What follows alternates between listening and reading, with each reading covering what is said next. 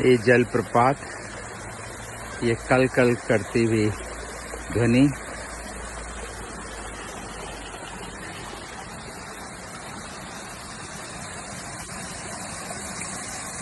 ये झरना जलप्रपात मंत्रमुग्ध कर देती है।